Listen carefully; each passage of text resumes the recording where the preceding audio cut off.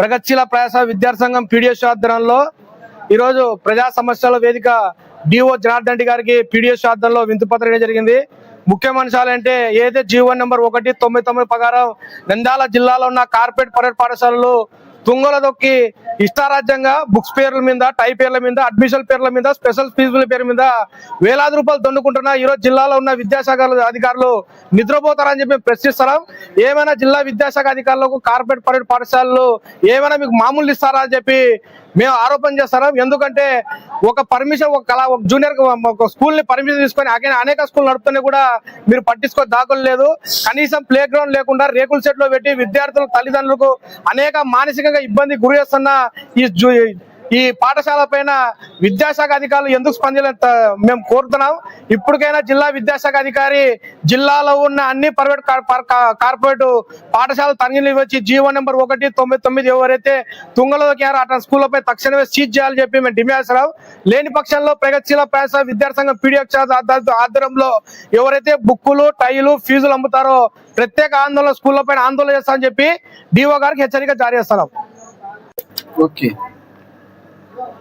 ఈరోజు మన పీజీఆర్ఎస్ లో పీడిఎస్ తరఫున విద్యార్థులు మన నంద్యాల జిల్లాలోని ప్రైవేట్ స్కూళ్ళకు సంబంధించిన అనేక సమస్యలను మన దృష్టికి తీసుకొచ్చారు.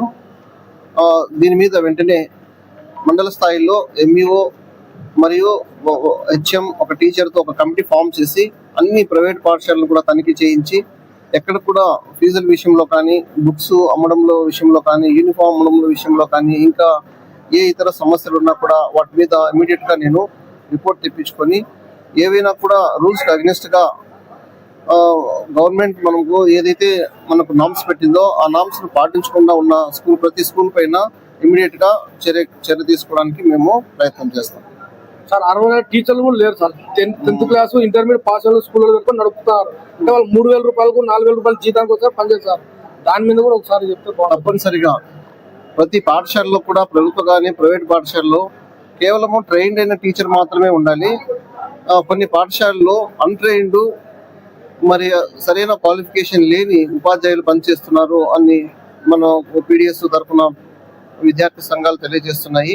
సో తప్పకుండా ఎంఈఓను ఒక కమిటీని ఫామ్ చేసి మండల్ లెవెల్లో అన్ని పాఠశాలలు తనిఖీ చేయించి అలా ఎవరైనా ఉపాధ్యాయులు ఉన్నట్లయితే వెంటనే వాళ్ళ మీద కూడా యాక్షన్ తీసుకోవడం జరుగుతుంది.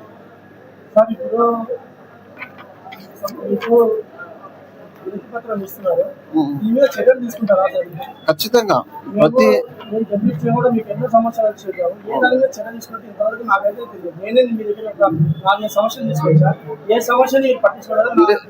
లేదు, ప్రతి సమస్య మీద కూడా మనకు ఆ సమస్య ప్రాధాన్యతను బట్టి డిపిడిఓను లేకపోతే ఎంఈఓను వెంటనే మనము ఇమీడియట్ గా దానికి అలాట్ చేసి వాటి మీద రిపోర్ట్ తీసుకొని చర్య తీసుకోవడం జరుగుతుంది.